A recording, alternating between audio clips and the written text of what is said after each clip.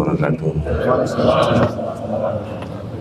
Bismillahirrahmanirrahim. Innal hamdalillah nahmaduhu wa nasta'inuhu wa nastaghfiruh wa na'udzu billahi min shururi anfusina wa min sayyiati a'malina. May yahdihillahu fala mudilla lahu wa may yudlil falan tajida lahu waliyyan mursyida. Asyhadu an la ilaha illallah wahdahu la syarika lah wa asyhadu anna Muhammadan abduhu wa rasuluhu la nabiyya ba'dah. Allahumma shalli ala Muhammad wa ala ali Muhammad kama shallaita ala Ibrahim wa ala ali Ibrahim wa barik ala Muhammad wa ala ali Muhammad kama barakta ala Ibrahim wa ala ali Ibrahim fil alamin innaka Hamidum Majid. Ma'asyiral muslimin rahimani wa rahimakumullah, usikum wa nafsiya bi taqwallahi faqad faza man ittaqa. Ibu-ibu, bapak-bapak, adik-adik para jamaah rahimakumullah. Kalimat tauhid, kalimat pendek yang sudah kita lafalkan berkali-kali itu, kata para ulama itu harus diuraikan maknanya. Maka yang akan dibahas ini nanti adalah tafsir tauhid wa syahadati an la ilaha illallah. Kalau tafsir itu kan sudah menjadi milik kita. Ada tafsir, uraian atau al-kasyf, membuka, menyingkap makna-makna dari apa yang ada di dalam ayat itu. Tafsir. Kadang-kadang tafsir itu juga dipakai sebagai omongan bahasa Indonesia. Oh, tafsir dari omongannya si A tadi maksudnya begini. Nah, bab ini membahas tentang tafsir tauhid wa syahadati an la ilaha illallah. Tafsirnya tauhid dan penjelasan tentang syahadat tidak ada ilah kecuali Allah. Mengapa sih Nabi kita Muhammad sallallahu alaihi wasallam itu kok ngotot supaya syahadat ini didahulukan? Jawabannya gampang. Pertama, kalau orang kafir masuk Islam itu kan harus bersyahadat. Syahadat tentang Allah itu berarti menggugurkan keyakinan-keyakinan ini macam-macam ketika di zaman sebelum Islam itu. Itu harus digugurkan semuanya. Nah, kalau digugurkan semuanya ya hanya yang bersumber dari ilah Allah Subhanahu wa ta'ala saja. Satu. Dua, kalau sudah Islam seperti kita ini, itu nanti sampai pada akhir hayat itu ada kewajiban mengamalkan makna dari syahadat itu. Makanya dalam kitab Firqatun Najiyah wa Taifah Al-Mansurah itu ada penjelasan fal ilmu bimaknaha wajibun wa muqaddamun ala sairi arkanil Islam. Maka memberi makna tentang syahadat tadi itu wajib, hukumnya wajib dan harus didahulukan di atas seluruh rukun Islam. Karena itu yang prinsip. Jadi kalau tadi saya sebutkan ada orang kafir masuk Islam disuruh syahadat, menggugurkan keyakinan sebelumnya hanya kepada Allah. Nah, yang sudah Islam itu mengamalkan itu sampai pada akhir hayat. Makanya nanti kalau di antara kita itu ada yang wafat, itu oleh yang masih sehat menurut sunnahnya Rasulullah dibisikkan kalimat apa? La ilaha illallah. Nah, nanti kalau sudah wafat yang ditanya juga itu tentang itu, pelaksanaan la ilaha illallah itu gimana? Nah, kalau orang Islam seperti kita semuanya, nanti ada pembahasannya sendiri detailnya. Itu jaminannya apa? Yusabbitu wahul ladina amanu bil qawli tsabiti fil hayati dunya wa fil akhirah. Kalau orang Islam itu diteguhkan, dikuatkan itu jawabnya, ucapannya di mana? Fil hayati dunya. Makanya kita mengucapkan la ilaha illallah lalu dimaknai dengan jelas. Jangan tidak memaknai syahadat itu tadi, supaya lafal kita yang kita ucapkan tentang syahadat itu dan makna-maknanya benar. Bukan hanya diteguhkan dan dikuatkan di dunia, wafil akhirah, dan juga nanti di akhirat. Nah, makanya kita itu ada kewajiban untuk menggali makna-maknanya syahadat. Sekarang kita bahas tafsirnya versi bab ini, bab yang sekarang ini, karena ini mengulangi ya. Mungkin saya pernah menyampaikan sebenarnya kitab ini sudah dipelajari kira-kira 17 tahun yang lalu ya. Nah, sekarang kita ulangi. Apa tafsirnya? Ada penjelasan inna ba'dhan nasi yukhtu'u fi fahmi maknahu. Sebagian orang itu, kata kitab ini, itu salah di dalam memberi makna tentang la ilaha. Fayadunnu, menyangka anna maknahu al-iqrar birrububiyah faqat. Jadi sebagian orang, kata kitab ini, ba'dun nas yukhti'u fi fahmi maknahu. Sebagian orang itu ya, ini mohon maaf bahasanya itu menyalahkan, salah di dalam memahami makna la ilaha illallah. Ya. Wa yadunnu, lalu orang itu menyangka anna maknahu al-iqrar bi rububiyah, bi tauhid rububiyah faqat. Hanya sekedar pengakuan Allah itu ada. Tidak cukup dengan itu. Loh, kalau tidak cukup dengan itu gimana? Nah, baru ditafsiri di sini. Nah, supaya ada uluhiyahnya. Ya.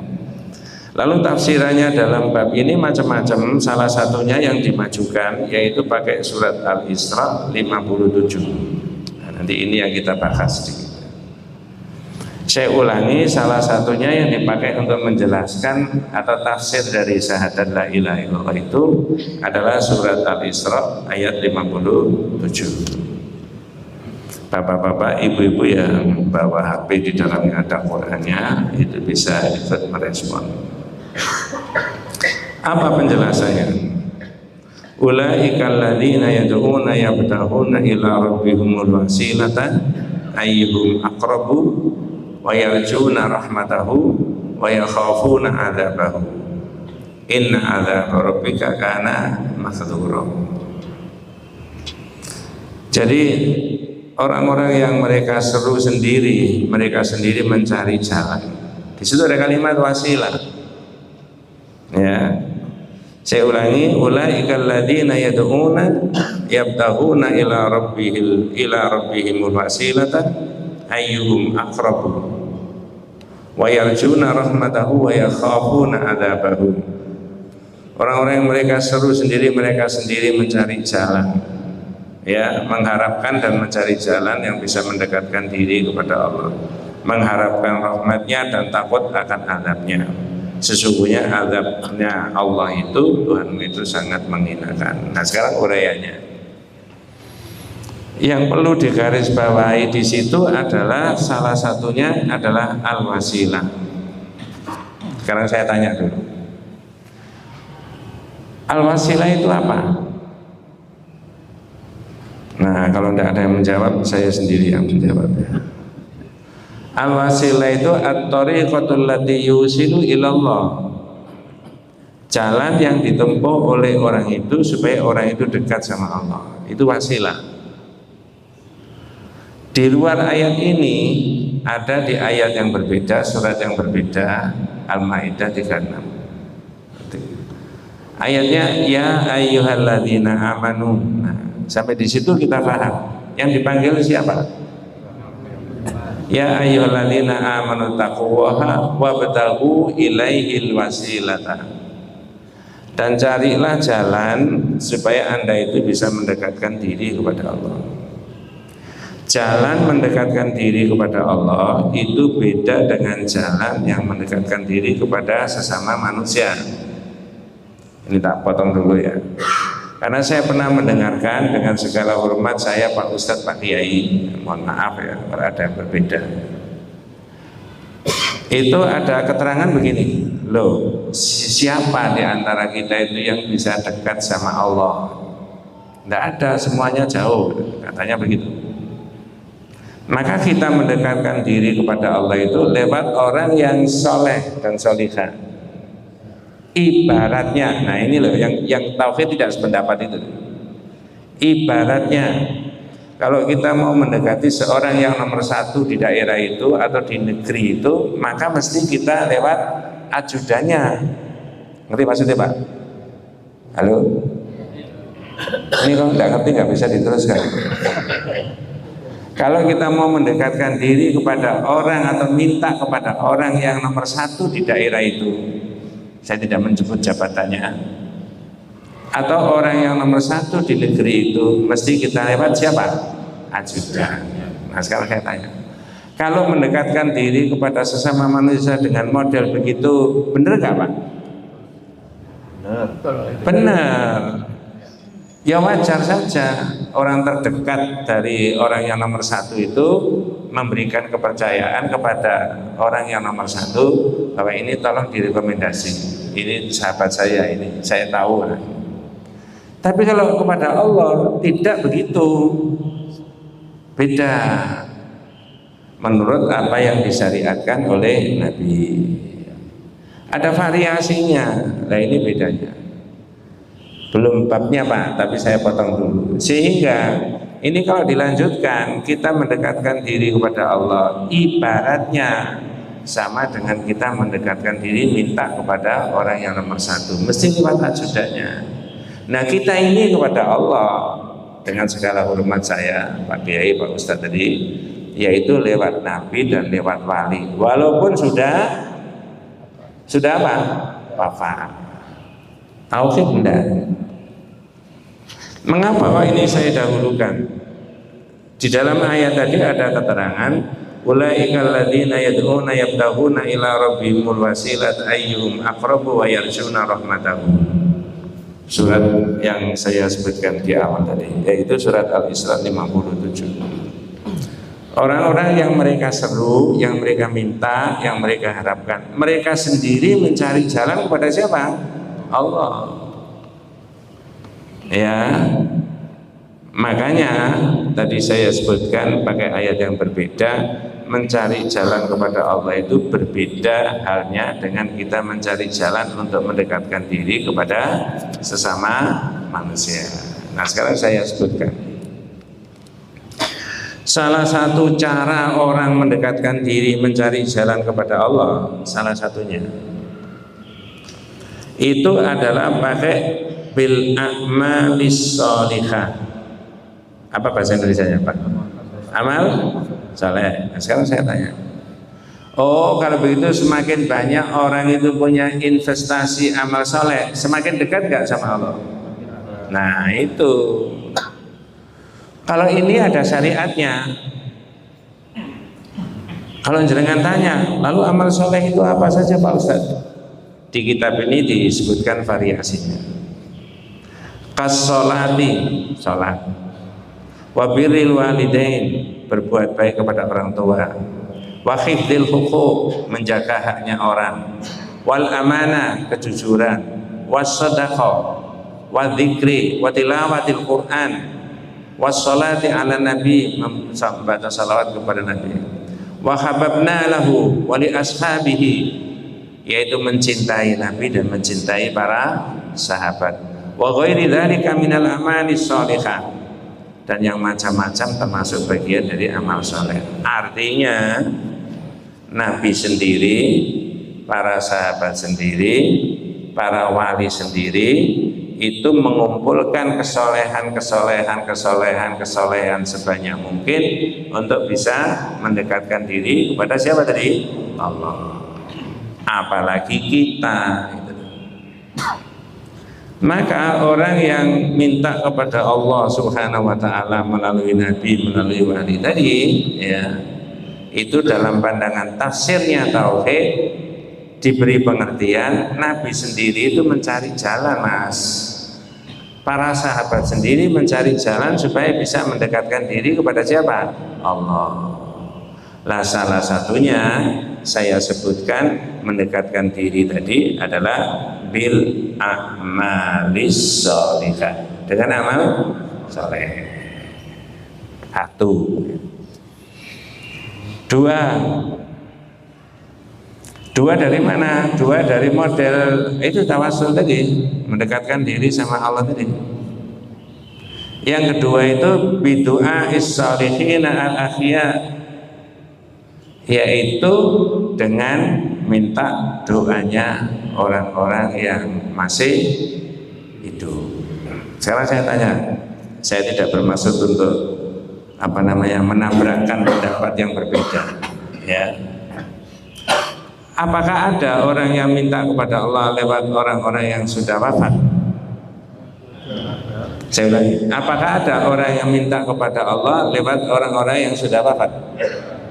Ada. Kalau tauhid itu rekomendasinya lewat orang yang masih apa? Hidup. Dengan cara bagaimana? Mendoakan. Nah, saya beri contoh. Contohnya itu ada di Tawdihul Ahkam. Tawdihul Ahkam ini merupakan syarah daripada Bulughul Maram. Nah, ini sokeh-sokeh-sokehnya, ya. Musim panas, paceklik, tidak ada hujan. Kira-kira zaman Nabi, zaman Sayyidina Umar, Sayyidina Abu Bakar itu butuh air nggak Pak? Dari hujan, sudah jelas. Karena distribusi air waktu itu kan tidak seperti sekarang kan. Tidak ada hujan, tidak ada apa-apa. Kebutuhan air terpenuhi. Tapi saat itu beda, nggak ada apa-apa Mas, kering kerontang. Karena panas, tidak ada hujan dan banyak manusia yang membutuhkan air, Sayyidina Umar punya inisiatif. Ada yang masih ingat? Mendatangi siapa? Kalau tidak ada yang ingat, saya yang ingat. Ya. Berinisiatif mendatangi Nabi. Ini mendatangi Nabi. Minta kepada Nabi supaya berdoa kepada Allah agar Allah berkenan menurunkan hujan. Saya tanya, cara begitu boleh nggak Pak? Boleh. Ini namanya wasilah. Sayyidina Umar tidak berdoa sendiri kepada Allah, tapi dia memohon kepada Nabi agar Nabi berdoa. Nanti saya tunjukkan bahasa Arabnya. Mudah-mudahan saya tidak salah membaca. Satu, ya. Tapi ketika Rasulullah sudah wafat, ya ini ceritanya agak panjang tapi tak potong aja. Lalu Rasulullah berdoa agar Allah berkenan menurunkan hujan. Lalu terjadi hujan. Ya, ini doanya Nabi kan beda sama doa kita Pak ya. Doanya Nabi bisa spontan nggak Pak? Doa kita ya mudah-mudahan dikabulkan sama Allah SWT ya. Tapi ketika Rasulullah wafat, entah periode berapa tahun lagi, panas lagi Pak, nggak ada hujan. Umar bin Khattab berinisiatif datang ke pamannya Nabi. Ada yang tahu mesti namanya. Namanya? Jangan Abu Thalib, Abbas.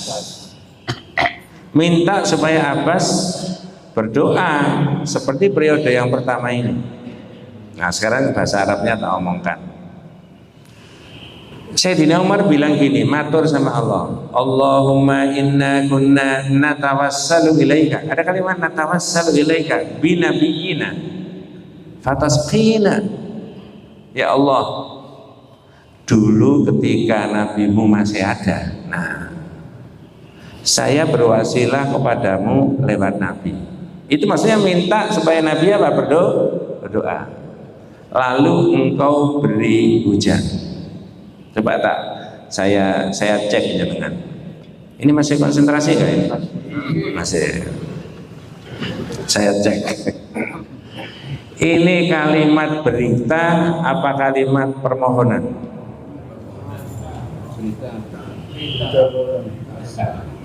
Ini kudu jelas jawabannya Pak. Saya pakai bahasa Indonesia, saya ulangi. Ya Allah, dulu ketika nabimu masih ada, saya bertawasul kepadamu lewat nabi. Lalu engkau beri hujan. Berita apa permohonan? Berita. Bahasa Arabnya tadi Allahumma inna kunna natawassalu ilaika bin nabiyyina fatasqina. Nah yang kedua kepamannya tadi Sayyidina Umar matur sama Allah, Allahumma wa inna kunna natawassalu ilaika bi ammi nabiyyina fasqina. Dan sekarang saya memohon kepadamu lewat pamannya nabimu. Namanya Abbas. Berikanlah kami hujan. Ini berita apa permohonan?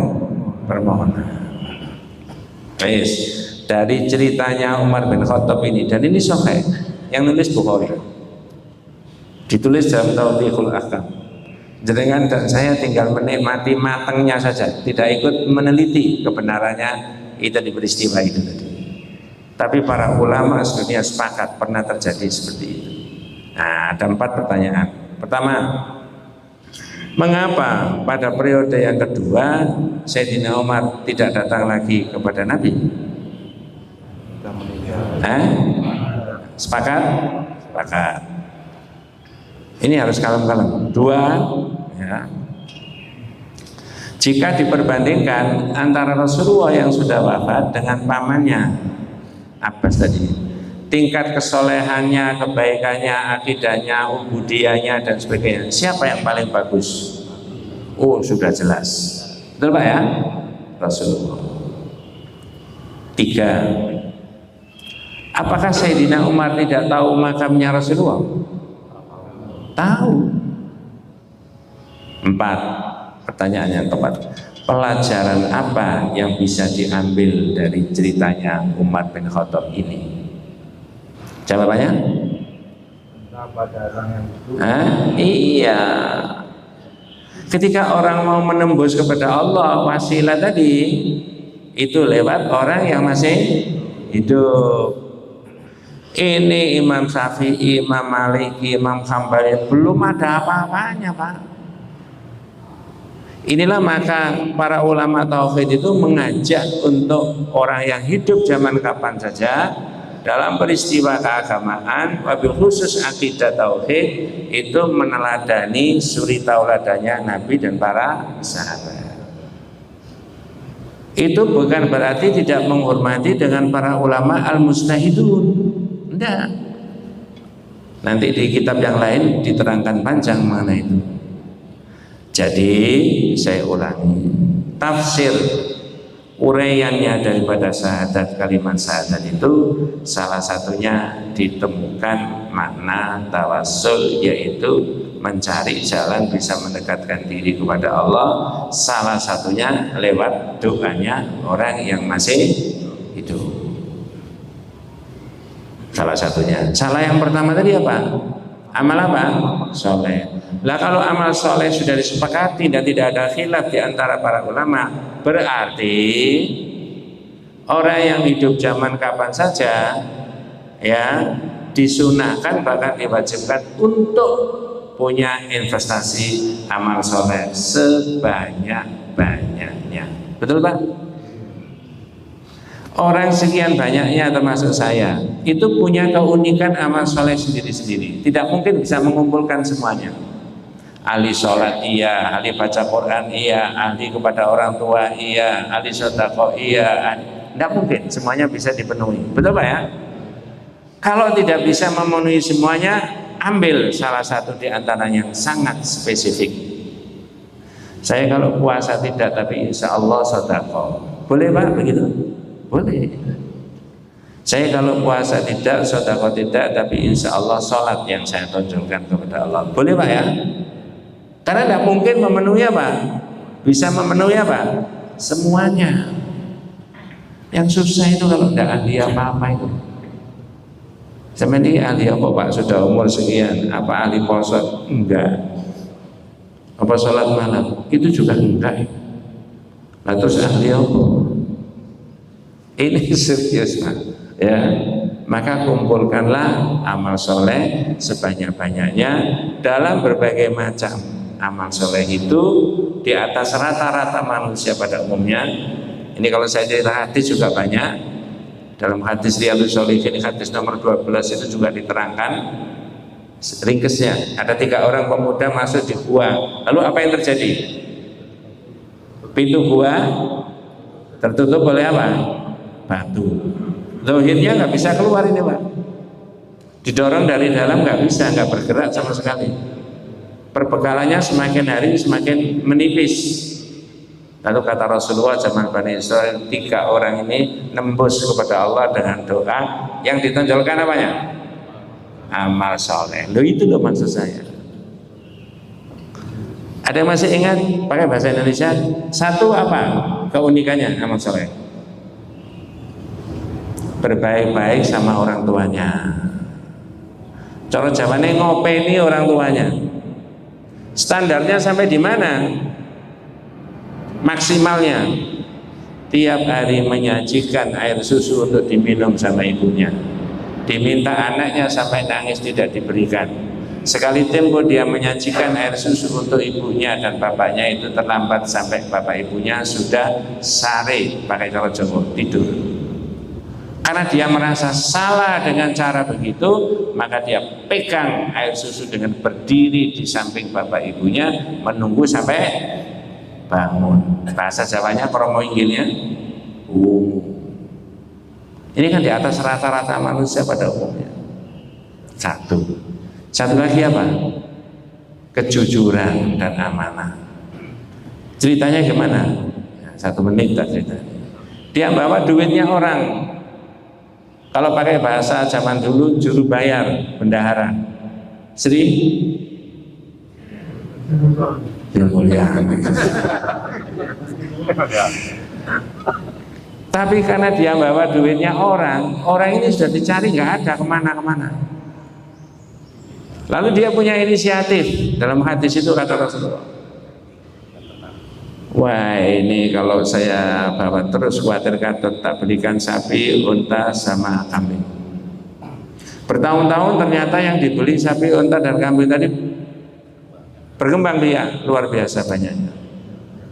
Entah berapa tahun berikutnya ternyata yang punya duit datang cari uangnya. Kalau pakai bahasa saya, bukan bahasa hadis, Mas, duit saya mana? Oh, nggak usah khawatir, masih ada. Di mana? Mari ke belakang. Loh, nyimpen duit kok di situ? Ceritanya gini, ini kan duitnya sampean. Nah, saya kan khawatir katut, bukan duit saya. Tak simpen terus. Nah, kalau pakai bahasa sekarang, nanti nilainya bisa turun. Tak belikan ini. Berarti sekian banyaknya sapi, kambing dan unta ini miliknya sampean. Apa ngomongnya orang? La tastahzi, la tastahzi, la tastahzi. Jangan menghina, jangan ngenyek. Duit saya enggak sekian banyaknya. Terus diceritani itu tadi. Nah, karena anak ini adalah punya investasi amal soleh, dia minta sama Allah, ya Allah, saya pernah mengalami peristiwa kayak begitu. Kalau itu amal soleh, kerepotan saya sama 2 teman saya terjebak di gua, engkau mudahkan. Boleh Pak? Ya boleh, orang Nabi yang cerita. Tinggal 1. Berarti orang yang kedua ini apanya? Yang paling menonjol. Kalau tadi yang pertama ke orang tuanya, yang kedua kejujurannya. Ini kalau pakai bahasa 2025, orang begini kalau dijadikan menteri sosial bagus gak? Aman kok. Iya. Ya. Yang ketiga itu tarkuz zina, tarkul ma'asi, meninggalkan kemaksiatan. Ada kesempatan bermaksiat, dalam hadis itu diterangkan berzina, tapi nggak jadi. Karena yang perempuan itu membisikkan telinganya yang laki, Mas, sampai tidak boleh mengurai kancing saya. Hanya begitu bahasanya kata. Lalu lari. Ya Allah, saya pernah mengalami begini, terhindar daripada kemaksiatan. Bukan semakin mendekat kepada kemaksiatan. Nah, kalau itu amal saleh, maka kerepotan saya terjebak dalam gua, engkau mudahkan. Lalu ketiga-tiganya bisa apa? Keluar. Jadi intinya penjelasan mengenai tafsir tauhid wa syahadati an la ilaha illallah adalah menonjolkan penjelasan berkaitan dengan wasilah dan tawassul itu. Satu.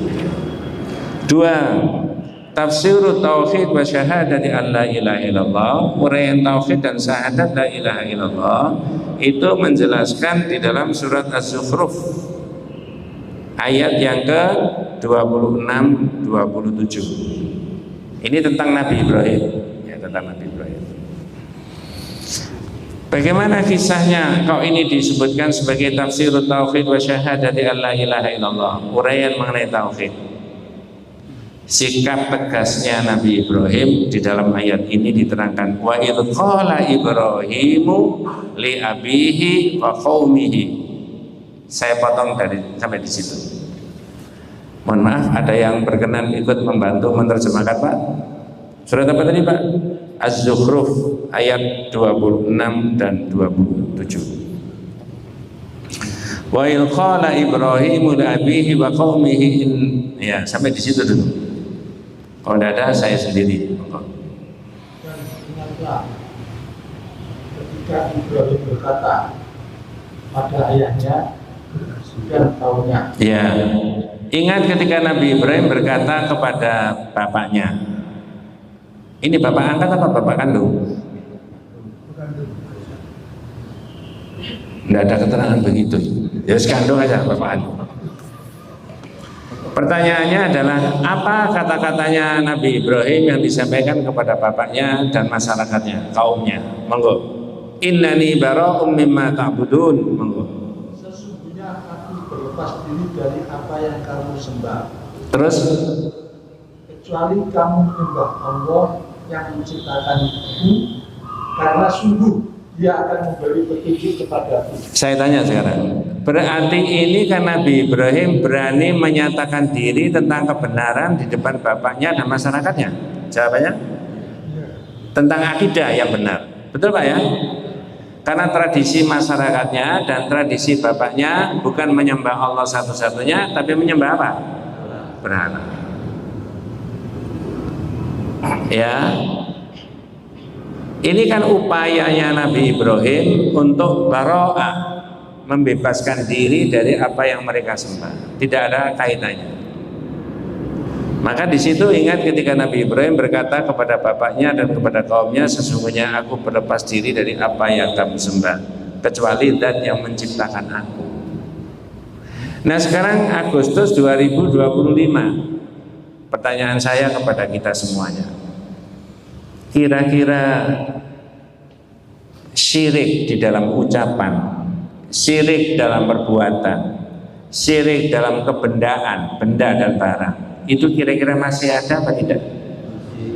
Jawabannya ada. Dua, apa ada kewajiban moral di pundak kita semuanya bahwa untuk membersihkan kesyirikan di tengah-tengah masyarakat? Jawabannya? Jawabannya tidak boleh kece, Pak. Gak jelas. Apakah ada kewajiban moral di pundak kita untuk betul-betul memberantas dan menghindarkan diri kita dan masyarakat kita dari perbuatan syirik? Jawabannya? Ya. Kalau ada, ini pemung 17-an ya, kalau ada orang berpidato berapi-api, saudara-saudara sebangsa dan setanah air, mari kita semuanya cancut tali wondo, menguatkan ikatan kita semuanya bahwa harus memberantas setuntas-tuntasnya kesyirikan yang ada di tengah-tengah masyarakat kita. Kayak presiden aja. Bener gak Pak? Kira-kira Pak? Jawabannya benar. Pertanyaannya sekarang adalah bagaimana caranya memberantas kesyirikan yang ada di tengah-tengah masyarakat kita? Bagaimana caranya? Itu sama dengan orang berapi-api di forum manapun dia mengatakan kemiskinan harus kita berantas dan harus kita perangi. Benar Pak? Kesyirikan juga begitu. Keberanian Nabi Ibrahim untuk mengatakan kepada bapaknya dan kepada umatnya patut kita tiru dan harus kita tiru. Maka bagaimana Ustaz caranya memerangi kesyirikan? Ada adik yang punya ilmu di situ, boleh nggak membuat konten-konten pendek lalu diupload? Boleh Pak? Tentang tauhid? Boleh. buat flyer-flyer, buat video-video pendek, boleh Pak? Bagikan brosur-brosur tentang tauhid, boleh? Boleh. Bentuk majelis taklim, pengajian-pengajian, dan di situ diterangkan tentang tauhid supaya masyarakat terhindar dari perbuatan apa? Syirik. Boleh Pak? Qaddarallah, Allah mentakdirkan kemarin tanggal 20 Agustus bisa berkumpul 1014 ibu-ibu yang ngaji tauhid semuanya. Dan itu kumpulnya di mana? Singgasari Hotel Resort yang berada di Batu Malang. Ya, digerakkan sama ibu-ibu. Naudzubillah min dzalik, bukan karena saya. Dari Al-Falah 1 base, dari Tropodo 1 base, dari Rungkut 1 base, dari Al-Mila 4 base, dari An-Nur Masjid An-Nur 2 base, dari sepanjang 1 base, ya, dan sebagainya, yang bisa dikoordinasi, diundang semuanya, disiapkan masing-masing di base-nya. Itu masjid yang mana dan majelis taklim yang mana? Yang kebetulan saya datangi setiap bulan sekali. Lalu kita buat undangan, lalu kita buat acara di sana. Itu semuanya temanya adalah tema tauhid. Saya beri judul bertauhid yang menggembirakan bersama menghuni surga. Ada usulan bapak-bapak, kok emak-emak saja Ustaz, bapak-bapak kok tidak diajak. Lalu ada gagasan 2026 mau menggagas Jambore Tauhid 2026, hidup dan matiku. Setuju Pak? Yang ngurusi sapa? Ibu-ibu itu survei ke sana sampai 2 kali. Layoutnya bagaimana nanti itu juga berkali-kali. Soundnya bagaimana juga dicek sana. Tapi soundnya nggak sampai sound horror. Survei ke base untuk cari base-nya yang mana, bagaimana kondisinya juga 18 base. Ini salah satu upaya memberikan keterangan, penjelasan supaya mereka mengerti tauhid. Kalau mereka mengerti tauhid dengan variasinya dan memberantas kesyirikan, nanti secara otomatis syirik itu akan berhenti dengan sendirinya. Betul Pak ya? Ini tafsirnya itu di situ sampai. Dan kita tidak boleh berhenti. Ya. Coba saya pakai bahasa Indonesia, saya ngomong separuh, insya Allah jenengan bisa melanjutkan tentang syirik. Kadang orang tidak terasa. Syirik itu ibarat semut hitam. Jenengan lanjutkan.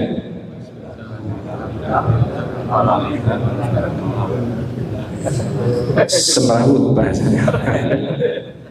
Syirik itu ibarat semut hitam merayap di batu hitam di gelapnya malam. Ini yang memberikan perumpamaan seperti itu sahabat. Ibnu Abbas, al-andad wa asyirik akhfa min dabibin naml ala safai sauda fi dhulumatil lail wa huwa an taqul ma syaa Allah wa syi'ta, ya, wallahi wa khayatika wa khayati ya fulan. Kata Ibnu Abbas, sahabatnya Nabi, syirik itu halus ibarat semut hitam merayap di batu hitam di gelapnya malam. Kemudian Ibnu Abbas ini memberi contoh. Apa Mas contohnya? Wa huwa an taqul wallahi wa khayatika wa khayati ya fulan. Demi Allah, demi hidupku, demi hidupmu. Kalau ini tidak populer di masyarakat kita, yang populer orang sumpah menggunakan nama Allah dan menggunakan nama Rasul digandeng. Demi Allah, demi Rasulullah. Ada apa di masyarakat? Itu bagi orang yang tidak terasa dianggap itu bukan syirik. Ya, Fauzan Al-Fauzan menyebutkan itu adalah al-alfaz asyirikiyah al-khafiyah. Itu lafal-lafal yang keluar dari lisannya orang yang kandungannya adalah syirik. Sumpah menggunakan nama Allah digandeng dengan nama siapa? Rasul. Demi Allah, demi Rasulullah. Kira-kira ada nggak Pak orang sumpah begitu di YouTube? Ada. Inilah salah satu makna dari tafsir adalah pembebasan masyarakat itu, ya, supaya masyarakat itu tidak terkait dengan Tuhan-Tuhan selain daripada Allah. Mengambil pelajaran yang disebutkan oleh Nabi Ibrahim, sampai Nabi Ibrahim berani mengatakan kepada bapaknya sendiri, sesungguhnya aku berlepas diri tidak terkait dengan apa yang sampean sembah semuanya. Yang ketiga diteruskan apa enggak Pak? Terus ya. Ini saya lihat ada yang sebelum subuh beberapa menit sudah di sini. Enggak apa-apa Pak ya. Mudah-mudahan pahalanya semakin apa?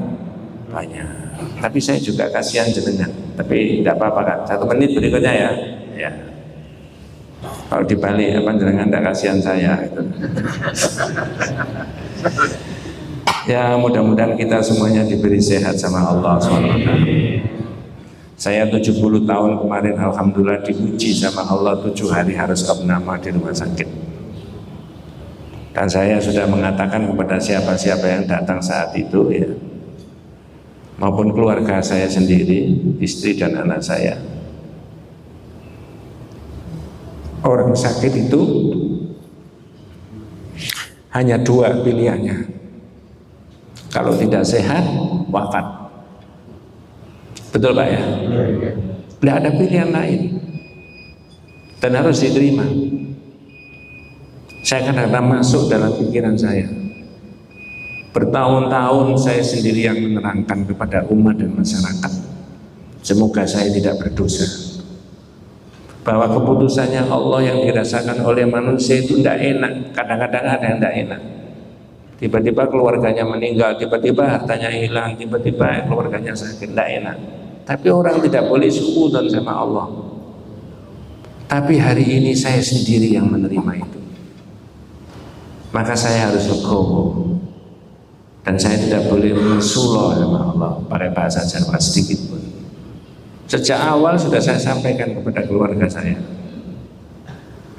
Orang sakit itu kalau tidak sehat, wafat. Kalau sudah wafat tidak ada di dunia ini, hanya dikenang saja apakah dia itu orang baik atau tidak. Inilah orang Islam itu Pak, ya. Nah di situ ya ada banyak pelajaran yang saya ambil karena selama 71 tahun itu saya baru kali ini opname di rumah sakit. Ya, tetangga sering tahu mobilisasi saya keluar masuk ini dan sebagainya, disupiri orang kemana-mana. Tiba-tiba kemudian dengar manggil saya Pak Najib sakit. Ada yang guyon, iso loro Pak Najib. Bener Pak, guyon.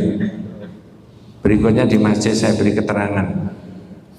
Ya malam hari Rebo saya pulang jam 9 malam dari rumah sakit, subuh saya sudah ke masjid, Bapak teken. Ya, saya sholat di, kata istri saya, pernah masjid Pak? Enggak. Karena sudah lama saya enggak jamaah. Karena jamaah dengan sampean saja. Nah sekarang enggak apa-apa.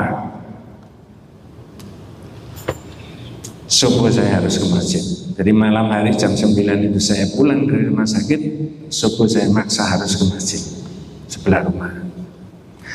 Naudzubillah, ini bukan riya, tapi ini adalah mengambil pelajaran dari sebuah peristiwa yang Allah berikan kepada orang itu. Baik peristiwa itu dirasakan enak maupun dirasakan apa? Tidak enak. Semua harus diterima. Ya, luar biasa. Ya. Sebenarnya saya mau nulis banyak sederhana, tapi oleh istri saya nggak boleh waktu itu. Ya, salah satunya yang saya tulis pendek adalah bertahun-tahun diberi sehat, tapi diberi sakit. Bandingannya itu tidak banding antara sehatnya sama apa? Sakitnya.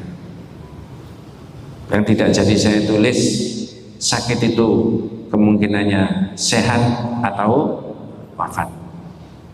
Ini jenengan dan saya harus siap begitu semuanya Pak. Orang itu tidak ada lagi, kita ini di hadapan Allah sama sekali tidak berkuasa, hanya Allah yang berkuasa. Di situ. Mohon maaf saya nggak bisa melanjutkan, tapi nanti kita bahas berikutnya mengenai tafsirut tauhid wa syahadatu alla ilaha illallah. Jadi kitab ini bertema-tema, setiap tema sekali pertemuan satu tema, sekali pertemuan satu tema dan sebagainya, ya. Nah, mudah-mudahan kita sampai pada akhir daripada kitab ini. Kapan berakhirnya? 5 tahun yang akan datang. Karena ini ada 67 judul, yang saya terangkan baru judul yang ke-6. Kurang berapa berarti? Kurang 60, berarti 6 tahun. Mudah-mudahan kita semuanya diberi umur panjang, diberi rahmat, diberi barokah sama Allah Subhanahu wa taala. Hadanallahu wa iyyakum ajmain. Kita tutup dengan doa kafaratul majlis. Subhanakallahumma wa bihamdika asyhadu an la ilaha illa anta astaghfiruka wa atubu ilaik. Assalamualaikum warahmatullahi wabarakatuh.